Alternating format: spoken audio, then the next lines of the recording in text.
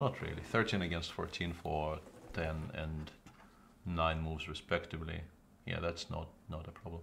But yeah, Anish managed to put himself in a situation where you can start imagining lines in which white is better. Especially against Magnus. If there's one thing we know about Magnus is he's not shy switching to playing for a win, even from a bad position. Yeah.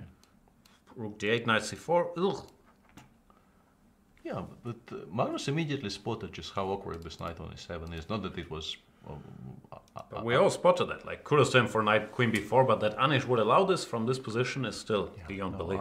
I don't really understand how this happened. Yeah, just like I really like your queen c5, queen going towards active pieces idea, and yeah. Oh, sorry, pieces, active squares. I keep on misnaming things today. Here. No, here already, like, something has gone wrong. I mean, you can play rook b8, and at least you are maybe hinting you will play knight c8 next move, which would be queen e8. Yeah, which would actually be my choice. Like knight c4, knight c8. I couldn't refute this. Check knight f8. Yeah. King h7, I thought, and knight d6 against anything. Although there is queen, there is. Please don't. Seriously, this. He took on e4. After some thought in the current position, Anish took on e4. We go d6. He has to play something that doesn't create a threat of queen trades, because then d7 would win, so queen somewhere. Knight c6 is a move, but even dc, knight b4, knight e4 is quite strong. No, that is. Sorry, which position? I was wondering if he wants to go knight c6, but so many things are quite strong against it, like queen check, queen takes f7, check, rook takes b7, check, knight takes c4. You might actually lose this endgame. No, I think queen just goes somewhere. Let's pick a square. This is not good. Pick a square. I'll leave this honor to you. Knight takes c4. Oh, black is, I think, legitimately worse here. Yeah, I'm not arguing. Anish just auto-destructed from a fantastic position, it feels like. It felt like he was trying to equalize a position in which he was much better. Exactly. Yeah, and that's not really something you should be doing. It's maybe queen c6 is strong. Maybe he wants to go queen c6. I don't like queen d7. Let's play queen c6, knight e4, knight f5. Should go after this d pawn as early as possible, I feel. You can still take on b7 though, but let's say we take, we go rook d8. This probably is a draw. Fighting for a draw. Sad. But yeah, king f7, knight c5 or something. Or yeah, well, black probably gets there, but that's a remarkable turnaround in a position which was better for him and also completely safe. Do you get there? Okay, it's only one enemy. Probably, guy, because knight on f3 once again is just so far away. King e7, and how do you ever create any?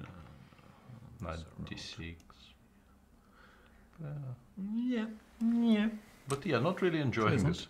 Not really enjoying this a great deal. Yeah, I understand why you would be curious, but I do get the feeling that black gets here, gets there in the end. But yeah.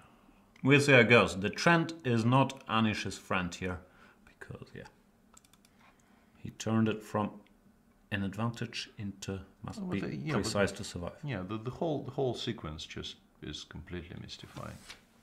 If you wanted to go for this f5 break, you let's say you could play queen c5 on move 28. Yeah, rook b1. Let's go back for a second there. Even if you think this is your best idea, d5 on move 28. Queen c5, rook b1, play f5 here. Sure. This is like a number of tempi ahead compared to the game. No?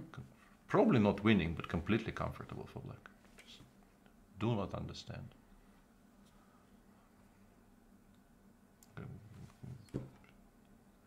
Somewhat at a loss for words. I really don't understand what's happening.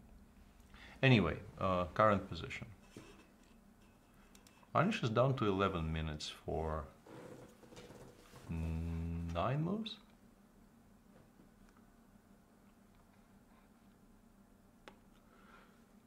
Yeah, no real time travel because they're at move 32. but not a lot of time to calculate either. Apparently knight d5 is a lot stronger than knight c6 here. Here, yeah? Yeah. Not to allow any checks, that makes sense. Yeah, that does make a lot of sense. Yep, let's see if Anish can come up with this. There's been a bunch of questions. And he does play knight d5. Okay, that you know, he is still a very strong player. I think he's just taken basically one very weird decision where I don't know if he miscalculated something or if he just didn't kind of properly calibrate for how good his position was suddenly. That feels more likely. It's not like he missed some direct move. Here he's at least safe. Yeah, maybe better. I think he is better. No, I think you take on c7. I think the easiest way to draw here is to take on c7, take on b4, take on b7. F2 doesn't really get us anywhere, does it? F2 rook b8, knight e7, and just g4, and go after the pawns of g3. Yeah, and knight c4 here. We might win. Well, e5, e4, e3 was slightly cooperative. Just go king f7 there. I understand. I think that's the safest. And this is 7 already played by Magnus. Yeah, after knight takes b4, knight e4, knight d5 is what I originally missed. There black might actually end up retaining his extra pawn, which would be unnecessary. Yeah, Magnus sees what he should be going for here. Maybe fg2 is stronger than f2. It actually definitely is stronger than... Hang on, maybe not. Probably leads to 2 against 1. The kind of 2 against 1 I recently had against Kramnik. fg2 here? Well, actually, maybe king g1 is winning. Yeah. King g2 I play king, well, h7, and then knight f4 check, and the knight runs. Yeah, what about this? Because I'm kind of threatening knight c4, knight b6 here, among other things. This feels unnecessary for black, let's put it like this. Yep. So what do we do? Knight 4 rook Knight 4 b8 resigns, yeah, that would be a mistake. No, I think f2 is a draw, or knight f8, but you don't threaten knight e6. Why would you do this? Knight c4? Oh no, knight c4, f2, gf maybe? No, but gf you play king h7 and then knight e6, or king f7 actually, yeah. King h7, yeah. Do a sidestep the checks. And if I go knight takes f3, no, but yeah, I think like by doing all this you're trying to lose here. King f7, knight c4, you also resign. Because I threaten a check. No, I suspect f2 might be the only clear draw here. That would be weird. Is this a clear draw? g3 or something? No, but king f7, king e6. Yeah, no. No, but now knight c4 once again. We sort of same old. Although here black has rook f8, maybe black is in time here.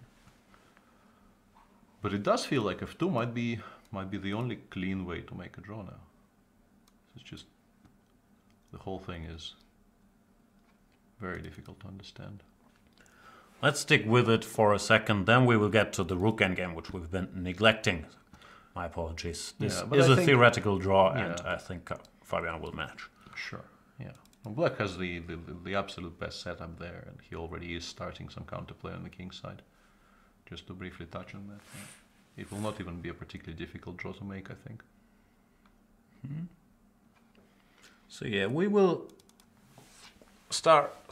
continue to look at this position. Before we get to Pramod's question, do players discuss the temperature of the playing hall with the organizers? It's not as weird a question as you would think. I have actually had tournaments where it was a topic of discussion. I remember my first ever round robin in China. I think it's very much part of the... I've seen this in other places in Asia as well, that they feel it will be very comfortable if it's very warm. So the setting originally in the playing hall, we actually looked at what the AC setting was. It was set to like 32 degrees. And we were supposed to wear this formal Chinese wear, that we were given those Chinese suits to wear.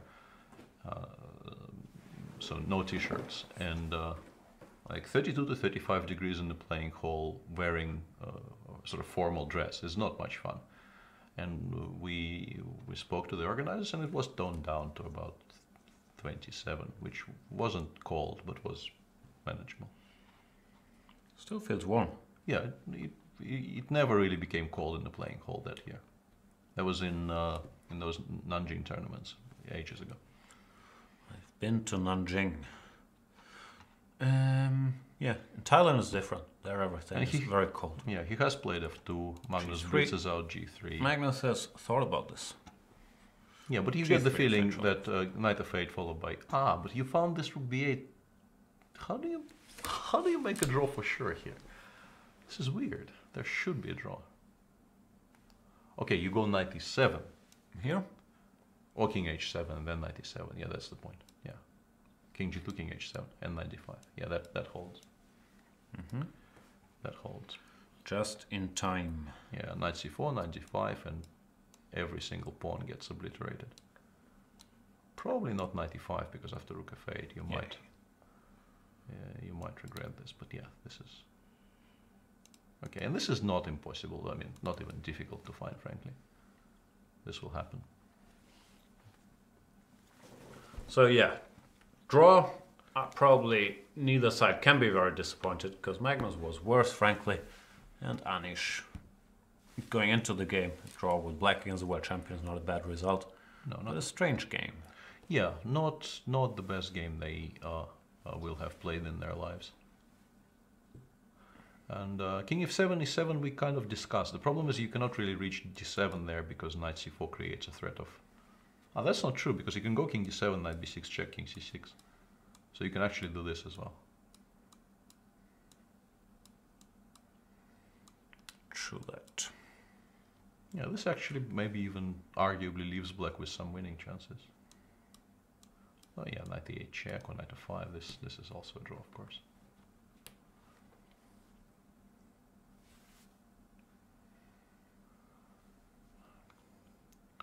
But in terms of absolutely securing, like that there are no surprises. You go King H7, Knight E7. I think that's the most ironclad option black has.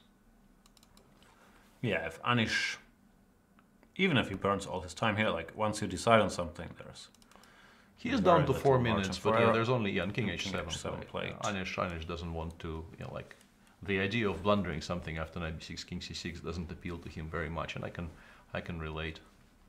Yeah, King G2, Knight E7. This will get wrapped up. He just needs to make sure not to go Knight F8 and blunder Rook B8, but he will not. What do you guys think about Jan Gustafsson? We like Jan Gustafsson.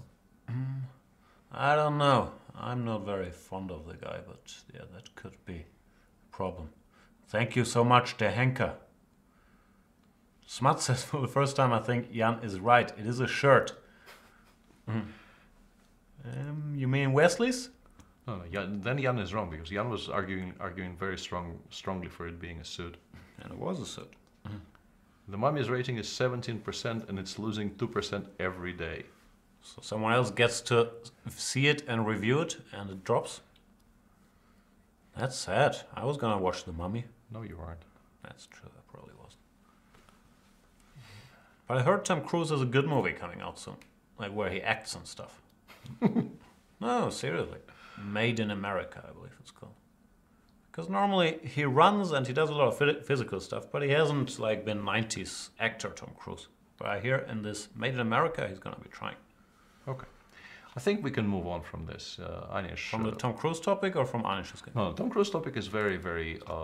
let's wait for Anish or... Yeah. In Anish's position it's a 2 against 2 night ending. And, let's see the handshake in glorious high definition. Yeah, Magnus not bothering to call for an arbiter. I think that's fair in a 2 against 2 night end game.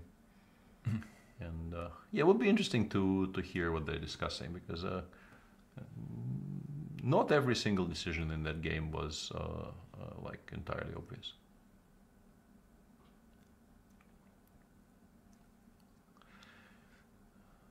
Yeah, that was. I think we've seen surprising enough. Game. All we've right. seen enough, and I'm All sorry. right. And yeah, perhaps